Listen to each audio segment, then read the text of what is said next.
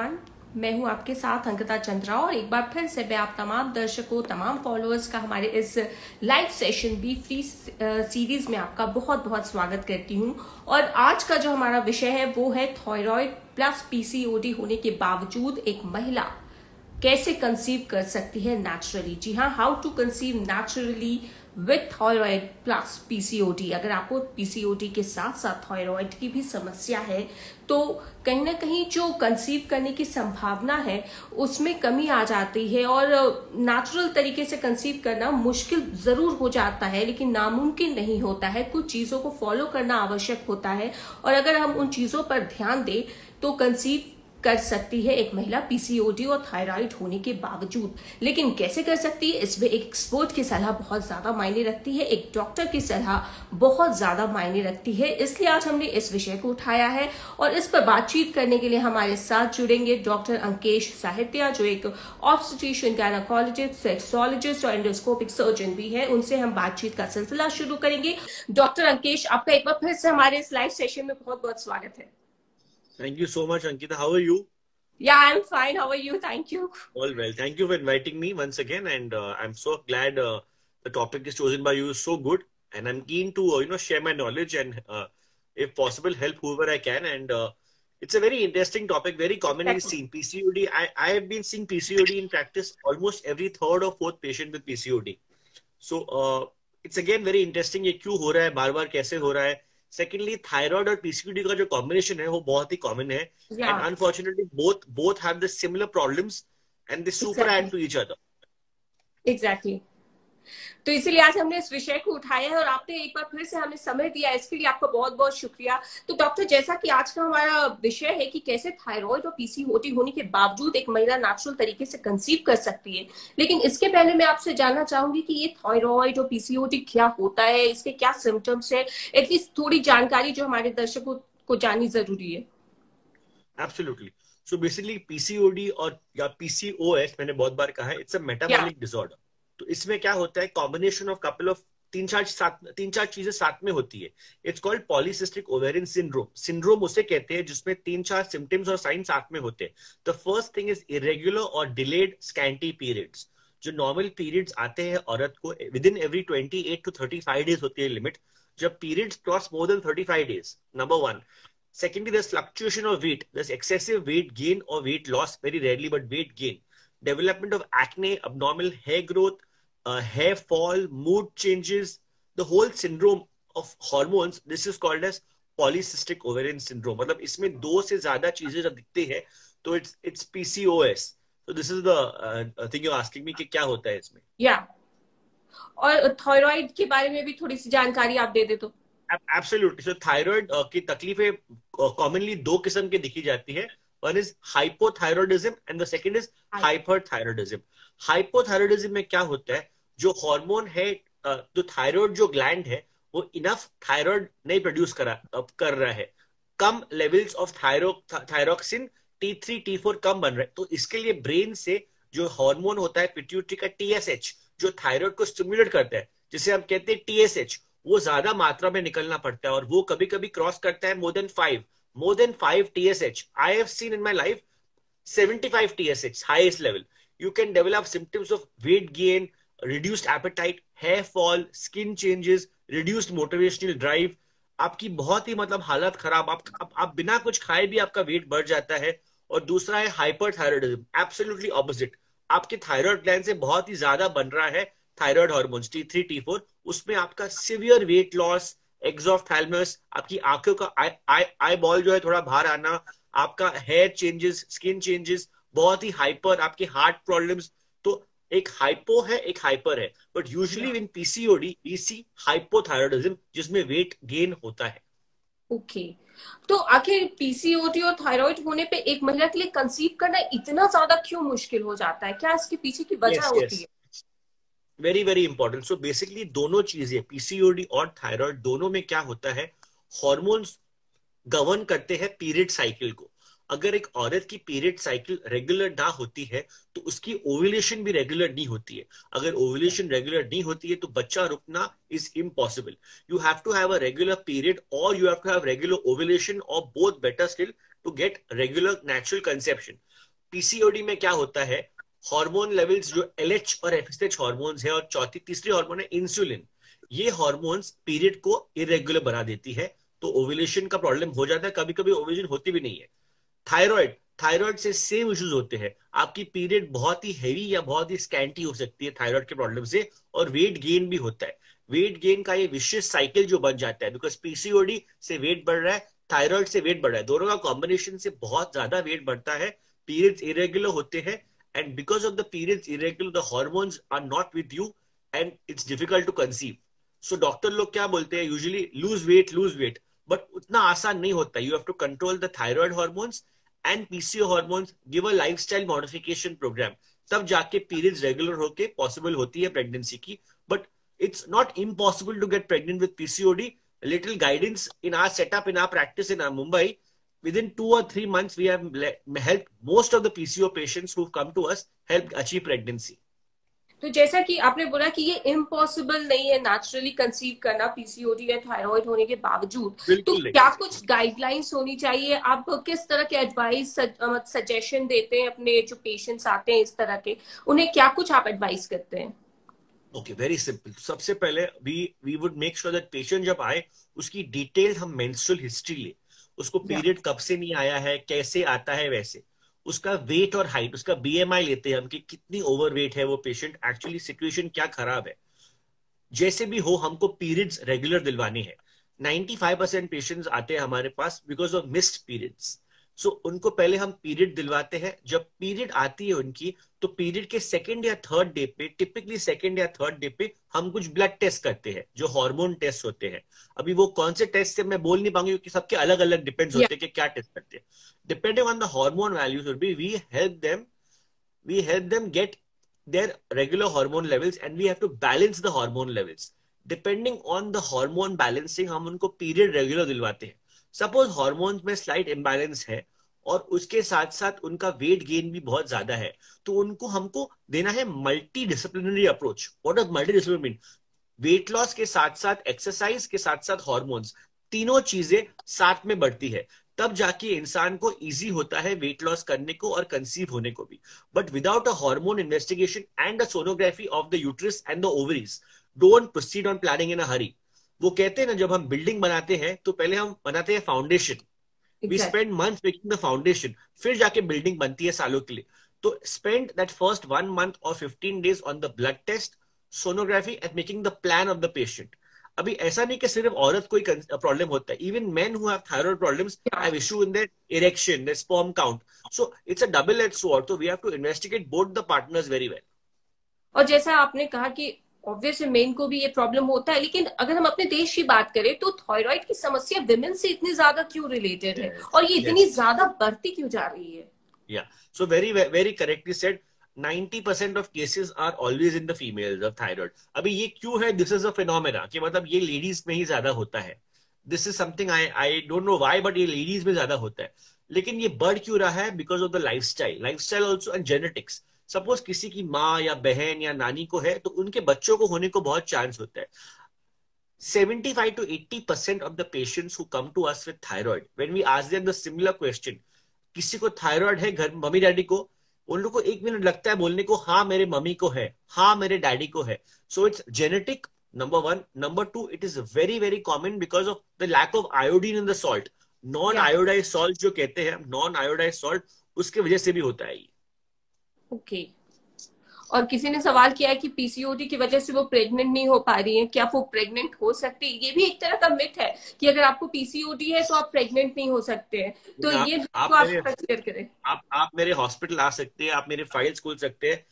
Almost I am saying 90% of people who have come to us with PCOD, I'm talking of severe PCOD, जिसकी wait है 75-85 kgs, you can get pregnant. हाँ, मैं मानता हूं कि सबका नेचुरली नहीं होता है, but there's ovulation induction, IUI, sometimes IVF में बहुत इजी होता है प्रेग्नेंट होना बिकॉज ऑफ पीसीओ, बिकॉज आपकी ओवेरियन काउंट बहुत ज्यादा होती है, हमको एग्स बहुत ज्यादा मिलते हैं। सो IVF rather is very easy to get pregnant in PCOD, but we have not seen anyone not conceiving only because of PCOD. Okay, अभी बहुत फैक्टर्स होते हैं प्रेग्नेंट होने में। द फैलोपियन ट्यूब होता है, हस्बैंड का स्पर्म काउंट होता है, वो सब फैक्टर्स को भी देखना पड़ता है। We can't blame only the lady and the PCOD. I don't think PCOD per se is a big problem for conception. Not at all. Okay और जैसा ये तो हम सब जानते हैं कि ये टोटली अगर आप करें तो ये प्रॉब्लम सॉल्व नहीं हो सकती है, लेकिन समहाउ कंट्रोल जरूर किया जा सकता है। और इसमें न्यूट्रिएंट्स या विटामिन्स का क्या रोल होता है? Absolutely, very correct. So basically now conditions like diabetes, blood pressure, thyroid, इनको हम बिल्कुल ठीक नहीं कर सकते. They require control. But PCOD ऐसी सिचुएशन है, अगर आप अपना लाइफस्टाइल मॉडिफाई कीजिए. What is lifestyle modification? Diet, exercise and sleep.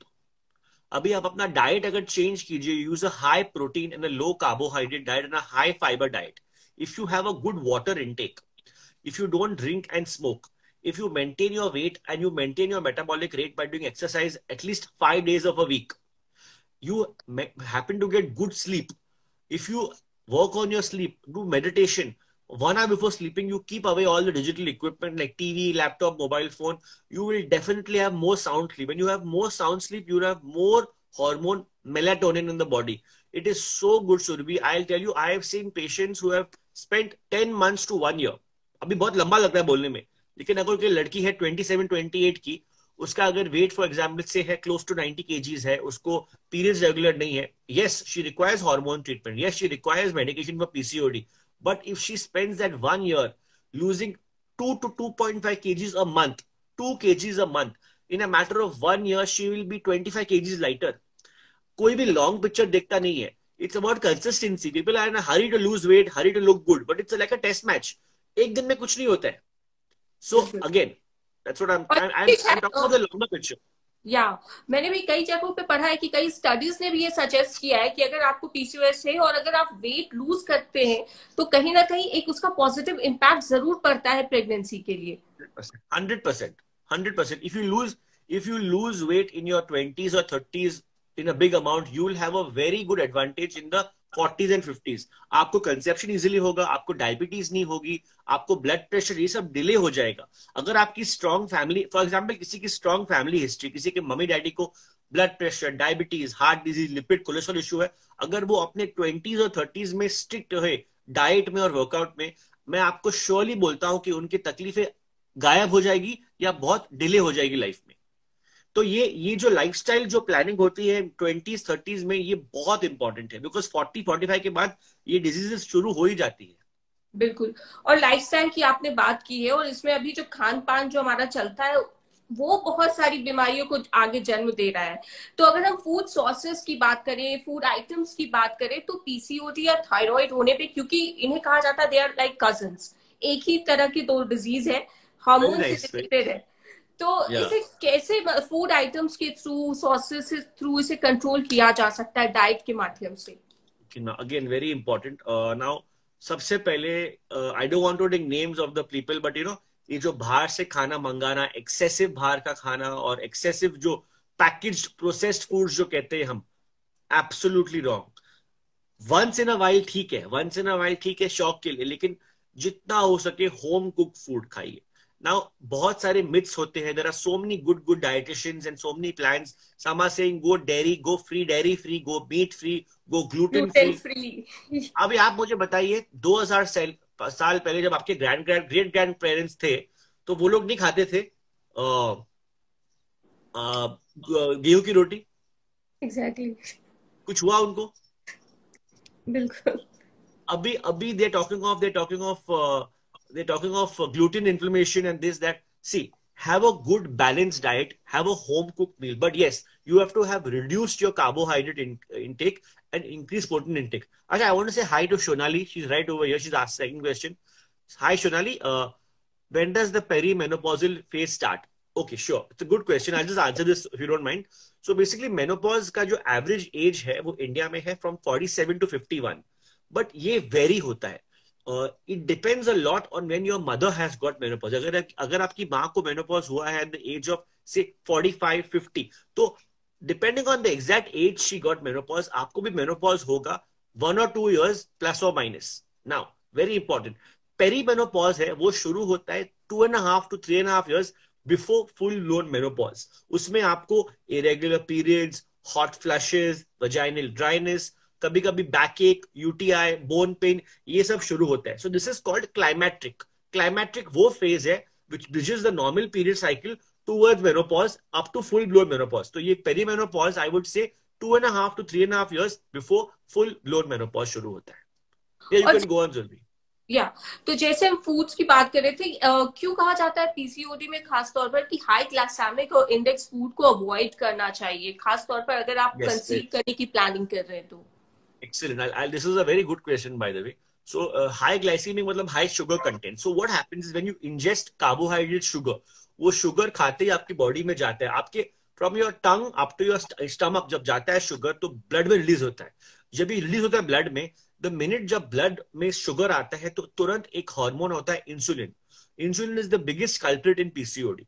तो इंसुलिन लेवल बढ़ता है. इंसुलिन लेवल जब बढ़ता है तो बॉडी में वेट गेन बहुत ज्यादा हो जाता है. और कहाँ होता है वेट गेन? सेंट्रल बॉडी में होता है, जैसे कि upper abdomen, lower abdomen, hips, breast, arms. तो सेंट्रल ओबेसिटी कहते हैं. मतलब you might not see too much weight gain on the legs and hands and all that stuff, but जो बॉडी का सेंटर पार्ट है, एब्डोमेन, हिप्स वगैरह और chest तक लेके, insulin causes central weight gain, causes irregular periods, and it can cause all the symptoms of pigmentation, hair growth, acne. और ये cause करता है PCOD. तो high glycemic is avoided in PCOD as you asked. That's the reason.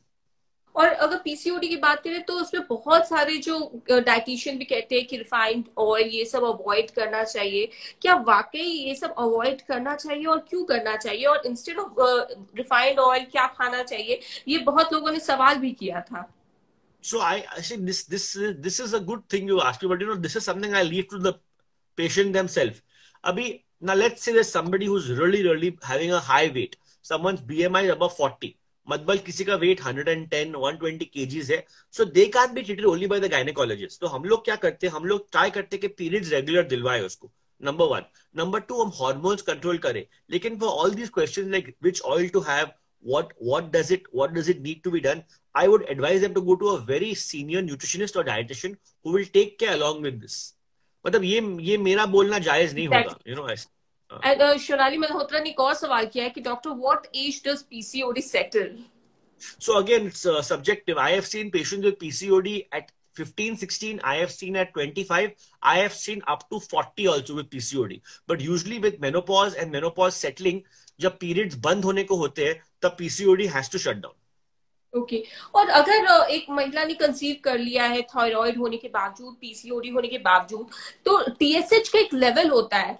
तो कहा जाता है कि 13 वीक्स तक, क्योंकि बच्चे का अब तक थायराइड ग्लैंड नहीं डेवलप होता है, तो इस समय क्या मदर का टीएसएच लेवल नॉर्मल होना चाहिए? Very good question, very good question. So basically 14 weeks तक जो बच्चा होता है पेट में, यूट्रस में, उसका डेवलपमेंट ऑफ थायराइड ग्लैंड नहीं होता है. So the mother's TSH has to be maintained under 2.5. अगर मदर का TSH is above 2.5, तो वो बच्चे को जितना रिक्वायरमेंट है थायराइड हार्मोन का सप्लाई नहीं कर, because the mothers TSH is producing her T3, T4 जो बच्चे तक पहुंच रहा है प्लासेंटा के थ्रू बच्चे के ऊपर. So the mother's TSH has to be under 2.5 in the first trimester. In the second, third trimester, you can have between 2.5 to 3. लेकिन अगर TSH is above 3, she has to be under thyroid medication. और अगर PCOD के बावजूद एक महिला pregnant हो जाती है, तो क्योंकि इंसुलिन के प्रति रेजिस्टेंस जो है उसमें इंक्रीज होता है पीसीओडी में, तो ऐसे में क्या जेस्टेशनल डायबिटीज होने की संभावना हो सकती है? Yes. So we have a few patients now. They are so high risk pregnancy. They have got twin pregnancy with blood pressure, with diabetes, with thyroid, and and also pregnancy complications. So ये सब बहुत ही, this is also called together, this जो combination है ना, जिसमें blood pressure, diabetes, thyroid, weight gain, this is also called as the metabolic syndrome. जो US में है ना doctors, they call this as the syndrome X और metabolic syndrome. तो इसमें it's all interconnected. लेकिन अगर इंसुलिन बहुत ज्यादा है तो वेट बढ़ता है, वेट बढ़ता है तो बीपी बढ़ता है, बीपी बढ़ता है तो again it's like a cycle. It's a vicious cycle. Yeah. So you have to control all together. So the mainstay of treatment, I'll again tell you, is lifestyle modifications and weight control. और इसमें योगा या exercise का कितना बड़ा? Very good yoga. I met somebody in the middle who was a very senior practitioner of Iyengar yoga. तो उनकी research इतनी पुरानी थी, तो I really respect this so much that they are like even a simple surya namaskar जो होता है, normal surya namaskar या with the right breathing, pilates with the right breaths, इस ये अगर इंसान अगर 15 से 20, अभी वो बहुत बड़ी बात है, 15 मतलब 15 नमस्कार अगर आप बराबर से करो, 15 with the right breathing, with the right waiting, Pilates, with the right like the holding, जो आपको सिखाया है कोच ने, it is such a good thing for PCOD. And if you can do yoga daily, power yoga daily, it is the one of the best exercise to sweat out and lose weight, and very good for PCOD and any thyroid problem. और जब हमने ये reminder post अपना डाला था कि हमारा live session आज होने वाला है, तो उसमें कई लोगों ने अलग अलग तरह के सवाल पूछे. एक ने सवाल किया था कि अगर मुझे पीसीओडी है और मैं प्रेग्नेंट हो जाती हूँ, तो क्या प्रेगनेंसी के दौरान कुछ कॉम्प्लिकेशंस आ सकती है, या डिलीवरी पर भी उन्होंने एक ने पूछा था कि क्या इसमें सी सेक्शन ही डिलीवरी होती है, नॉर्मल डिलीवरी पॉसिबल नहीं है. Absolutely wrong. I have delivered normal deliveries for so many PCO and thyroid. ऐसा कुछ भी नहीं होता है. But yes, in getting pregnant, हमने देखा है patients who have PCOD or diabetes with very high levels. So even thyroid with high levels of sugar hormone, glucose, we have seen patients having recurrent miscarriages, recurrent abortions. Because अगर body में sugar level बहुत high है, तो pregnancy में bleeding, pregnancy में miscarriages बहुत commonly होते हैं. Okay. So I have seen, so जब तक शुगर वैल्यू कंट्रोल में नहीं आता है, तो प्रेग्नेंट होना मुश्किल है, प्रेगनेंसी रुकाना और प्रेगनेंसी के बेबी को ग्रो होना मुश्किल है, और शायद ब्लीडिंग शुरू हो जाती है और रिकरेंटली अबॉर्शंस होते हैं. तो yes, this is very important to maintain the right values. Okay. और एक ने सवाल भी पूछा था ऊपर कि मेरा भी अभी यही सवाल था कि इसमें सप्लीमेंट्स का क्या रोल होता है, क्या ये इफेक्टिव होते हैं वाकई कहीं ना कहीं कंट्रोल करने में हार्मोन्स के लेवल को. Yeah. Now see, we use a combination of a few things like myoinositol, D-chiro-inositol, vitamin D3, chromium, melatonin, and metformin. Metformin is very, very good for high insulin and insulin resistance, जो कहते हैं जो IR. So इसमें ये supplements हमको बहुत फायदे के होते हैं. They improve the periods, they improve the egg quality, they help in weight loss. तो बहुत फायदे होते हैं सबके. और क्योंकि इसमें ओव्यूलेशन पर सबसे ज्यादा प्रभाव पड़ता है, ओव्यूलेशन इरेगुलर हो जाता है, तो ऐसे में एग क्वालिटी को या ओव्यूलेशन को एनहांस करने के लिए, स्टिमुलेट करने के लिए नेचुरल तरीके से और क्या किया जा सकता है. Again, this is now if a lady with PCOD is getting absolutely irregular periods, अगर उसको periods once in 3 months, 4 months है, she will require ovarian stimulation. But we have many patients who only have weight gain, only have acne with PCO ovaries, but regular periods. They can conceive absolute naturally. But a patient who has irregular periods of 3 or 4 months, their के period 2 महीने के बाद आया, it's very important to stimulate the ovaries with simple tablets like letrozole and clomiphene citrate. बहुत फर्क पड़ता है. We have achieved so much success even in this last 1 year in the lockdown. At least 6 से 8 ladies को twins भी हुए, single pregnancies हुए by simple planned ovulation induction. मतलब ओव्यूलेशन को इंड्यूस करना and then natural intercourse, no IUI/IVF, सिर्फ उनको जो प्लान रिलेशन डेट्स है वो बोलना है. Of course the husband has to have regular sperm count, she has to have patent tubes, वो सब होता है. But we have seen brilliant results with ovarian stimulation. Okay. और एक ने सवाल किया है कि how to increase AMH level, anti Mullerian hormone. You cannot increase. अभी I don't want to be talking over here. मुझे बहुत लोगों की गालियां मिलेगी फार्मा वालों की, जो मेरे दोस्त है. But there's no way to improve the AMH level. ये एक मिथ है, ये जोक है. ये YouTube पे कुछ वीडियोस देखे हैं मैंने.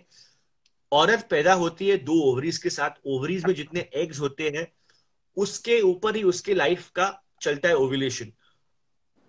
You cannot increase the quantity quality of eggs. तो ये AMH वैल्यू जो बढ़ाने की बात कर रहे हैं, I am very sorry, but ऐसा नहीं होता है. अगर आपको किसी ने बोला है, आप उनसे ही पूछिए. मेरे फादर, मेरी वाइफ जो प्रैक्टिस करते हैं साथ में, हमको तो नहीं आता है करने को. अगर किसी को आता है तो हमको बता दीजिए प्लीज. बिल्कुल. और ये सब जो डाउट्स है वो क्लियर भी होनी चाहिए, क्योंकि लोग आजकल गूगल के थ्रू बहुत ज्यादा चीजें पढ़ लेते हैं और उन्हें अपनाने की कोशिश करने लगते हैं. आप यकीन नहीं करेंगे, अभी ये लॉकडाउन में मैंने कुछ नया सीखा है. ये ऑनलाइन कंसल्टेशन, जो भी मैं बात करता हूँ पेशेंट से, वो लोग कंफर्म करते हैं गूगल पे, फिर मुझे कांटेक्ट करते कि गूगल पे ये सब लिखा, आपने बताया नहीं ये सब. तो मैं उनको सिर्फ पूछता, आपको कुछ हुआ क्या? तो अभी इतना अवेयरनेस हो गया है. People used to trust doctors, but now because of Google it's become like you have to always competing with Google. So yeah. और एक सवाल आया है, उन्होंने पूछा है कि my weight with PCOD is 120 KG, क्या उनके लिए कंसीव करना वाकई बहुत मुश्किल होगा naturally? Now again, more than the weight, what is important is the period cycle. So या basically, the period cycle is extremely important. Now, if suppose somebody has irregular periods, suppose somebody has 2-3 महीने के बाद periods, you have to get regular periods. But definitely, you have to maintain a regular weight. Now, if your height is, let's say, now for example, your height is या 165 centimeters. 165. तो आपकी जो target wait होनी चाहिए should be under 70 kgs. Okay, so when you're when you're basically 120 kgs, you have to make sure कि आपकी जो height के हिसाब से जो वेट है, आपको वो वेट लूज ही करना पड़ेगा. So gradually, एक दिन में कुछ नहीं करना है आपको. Over a course of 10 months, 1 year, 1.5 year लगेगा तो करो. But as you're losing weight, don't have to sit at home and wait. You can simultaneously start trying. You can simultaneously start trying to get pregnant. How? You basically try and have your regular, your regular folic acid, your exercise, your metabolism, your other supplements, regular checkups, husband sperm test, और gradually आपका weight कम होते होते आपको बहुत फर्क पड़ेगा periods में, और before you know it, you will get pregnant. But अगर आप अपना mood लो रखेंगे, आप demotivate होगे तो नहीं होगा. You have to be with people who are motivating people with you. तो बहुत फर्क पड़ेगा. इसलिए कहा जाता है slow and steady wins the race, धीरे धीरे सही अच्छे परिणाम आगे चल के जरूर मिलते हैं. और एक यहाँ पे मेघा जी ने सवाल पूछा है कि इसमें एज कितना बड़ा फैक्टर होता है अगर पीसीओडी थायराइड होने पर भी? Now see, ideally the best time to have a child, अभी पुराने जमाने में basically 25 years से 30 years was the best time to have a child. People would even have a baby at the age of 22, 23.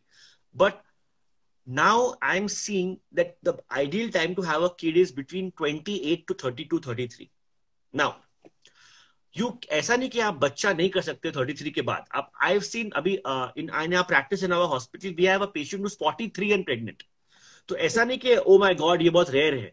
उसके genetics ऐसे, उसका AMH level अच्छा था, उसका हार्मोन अच्छा था, उसका हस्बैंड का स्पर्म काउंट अच्छा था. But having a child before 35 and completing your family before 35 is much better because the egg quality is good. 35 के बाद जो है egg quality नीचे हो जाती है, and the chances of having recurrent miscarriages, having abnormal development, anomalous babies is higher. So I would say अगर किसी को बच्चा प्लानिंग करना है तो प्लीज 35 के पहले कर दो. अगर 2 बच्चे करने हैं, अगर किसी को प्लान सपने हैं, तो before 35, 37 you should complete your family. या और इस बीच राधिका जी ने भी एक सवाल पूछा है कि my period come every month but only for 2 days. Is it able to conceive naturally? Periods are not. या नाउ लोगों को लगता है यहाँ पे कि पीरियड आना चाहिए 3, 4, 5, 6, 7 दिन. ऐसा नहीं है. पीरियड राइट टाइम पे आना चाहिए. More than the duration of flow, the frequency of flow is important. So if your period is coming with in 35 days, if your period is coming at the right time, it is okay. With age, the period flow reduces. With overweight, with weight gain, the flow reduces. So it's okay. Don't have to worry about it. Okay. और एक बार मैं फिर से जानना चाहूंगी कि आखिर wait इसमें लूज करना मुश्किल भी बहुत होता है, खास तौर पर थायराइड की होने पर. आखिर इतना ज्यादा ये मुश्किल क्यों है? Now see, ये जो हार्मोन है, because of the low production of T3, T4, brain से जो हार्मोन निकलता है TSH, that's the problem. That's the culprit. वो क्या करता है, सारा मेटाबॉलिज्म, डाइजेशन का मेटाबॉलिज्म, फैट बर्न करने का मेटाबॉलिज्म वो बंद कर देता है. इसलिए आपका वेट बढ़ता है. तो उसको कम करने के लिए you have to be on high thyroid doses, तब जाके वो कम होता है. ओके.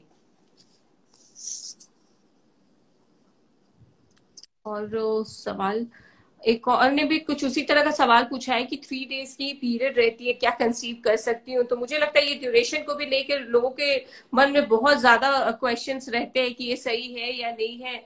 और डॉक्टर मैं आपसे ये भी पूछना चाहूंगी, कई बार ऐसा होता है कि हम जो हमारे अंदर जो प्रॉब्लम है हम उसे सही समय पर डिटेक्ट नहीं कर पाते हैं कि वाकई हमें पीसीओडी है या थायराइड है, और इस कारण आगे चलकर जो है कॉम्प्लिकेशन ज्यादा बढ़ सकते हैं. ऐसा भी हो सकता है?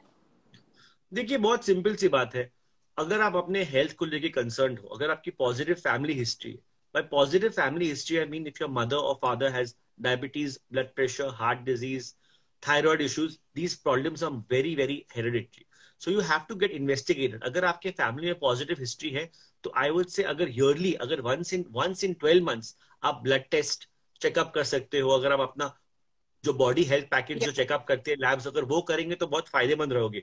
And be in touch with doctor, see your doctor और your physician once a year, be in touch. And you should be aware कि रेगुलर पीरियड क्या है, रेगुलर वेट क्या है, आपका बीएमआई क्या है. अगर आपको वो सब आता है तो आपको क्यों इश्यू होगा. तो you have to please be very very vigilant. कोई भी चीज अचानक से नहीं होती है, ग्रेजुअली होती है. सुना. तो अगर आप ग्रेजुअली उसको पकड़ लेंगे तो इजी है. अगर आप उसको लास्ट में पकड़ने वाले तो फिर आपको कौन बचाने वाला है इतना फास्ट. और इसमें पॉजिटिव अप्रोच का होना कितना ज्यादा मायने रखता है, क्योंकि अक्सर देखा जाता है जो बहुत ज्यादा जिन्हें पीसीओडी या थायराइड है तो कहीं ना कहीं एक स्ट्रेस वाली लाइफ वो जीती है. तो ये मैं जानना चाहती हूँ. Now you have to of course have positive mindset. I've told hundred of times कि मेडिटेशन जो आदमी जो करता है, it's so crucial to keep the mind calm. अभी ज्यादा करके इस लॉकडाउन में लोग इतने फ्रस्ट्रेट हो गए. हमको भी होता है कभी कभी, घर पे बैठे अचानक ऐसा लग रहा है कि इतना बिजी थे, क्या हो गया. सो पहले तो आपका जो एनवायरमेंट है, जो आपके लोग है, शुड बी नॉन टॉक्सिक. आपको राइट लोगों से बात करना चाहिए, बैठना चाहिए. आपको जितना हो सके टाइम स्पेंड करना चाहिए अपने साथ भी. बुक पढ़ना चाहिए, looking out of the window, go for a small walk if possible, and talk to the most non-toxic people. Watch motivational videos, eat healthy food, do a home workout, release your endorphins. इतना फर्क पड़ता है. So I am very keen on the fact that positive mindset से आदमी का life टूट सकता है और बन सकता है. एक सवाल है, I have thyroid and PCOS and I am overweight. After ovulation induction follicle size is good but doesn't rupture for me. What's the reason? This is hormones. So basically when you're overweight, you might be getting regular periods, but if your hormone levels are not adequate, rupture नहीं होगा. और जब तक rupture नहीं होगा, pregnancy नहीं रुकेगी. तो basically you have to talk to your doctor on doing the hormone evaluation. Depending on the hormone evaluation, you will come to know कि क्यों नहीं follicle rupture. और जब follicle rupture होगा, it's easier to get pregnant. So you have to get a detailed investigation done. और एक और सवाल है, I have regular period cycle, no acne, no hair issue, no thyroid so far, but have 1 or 2 cysts in uterus. Is it PCOS? No, cyst in uterus is not PCOS. Cyst in ovary is PCOS. Okay. और last में अगर मैं आपसे पूछूं कि आप क्या कुछ एक takeaways from this session क्या बोलना चाहेंगे तमाम जो हमारे दर्शक हमारे साथ जुड़े हुए हैं. So basically I will say very simple. जितना भी हो सके, क्रेज टू ईट. जितना जरूरत है उतना ही खाना खाओ. लोग यहाँ पे क्या करते हैं कि कुछ पसंद है तो वो बहुत ज्यादा खा लेते हैं उसका. They really fill their stomach up. To be a mindful eater, don't eat for the heck of it. Eat enough to be not hungry. Secondly, at the same time exercise कीजिए और जितना हो सके लंबे गैप्स लीजिए. Like now for example, लोग बोलते हैं कि have frequent mini meals, but I would say dinner खाने के बाद कम से कम आप ब्रेकफास्ट खाएं नेक्स्ट सुबह को. So you got my point. So after dinner, you should have breakfast the next morning. तो intermittent fasting करना चाहिए आपको. Okay. और एक और सवाल है यहाँ पर, उन्होंने पूछा है कि क्या कंसीव करने के लिए फॉलिक एसिड रेगुलर लेना चाहिए, फॉलिक एसिड का tablet in case of PCOD? Yes, absolutely. तो फॉलिक एसिड बेसिकली ये एक प्रीनेटल मल्टीविटामिन है, ये पकड़ो. तो folic acid is so important. ये प्रिवेंट करता है कि जो बच्चा जो पैदा हो रहा है, जो बन रहा है अंदर, उसके ब्रेन और स्पाइनल कॉर्ड में कोई डिफेक्ट्स ना हो. It prevents neural tube defects. There is so much literature and papers about the advantage of folic acid preventing brain and neural tube defects. तो कंसीव होने के 2 या 3 महीनों पहले if you can start folic acid, it's very good. Okay.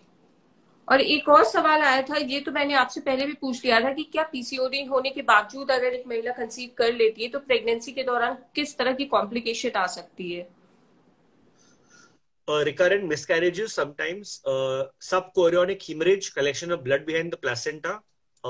Very rarely because of high blood sugars you can have growth restriction, you can have anomalies, but वो बहुत आजकल बहुत रेयर हो गया है. तो यहाँ पे एक और सवाल आया है कि कितनी mg की फॉलिक एसिड लेनी चाहिए?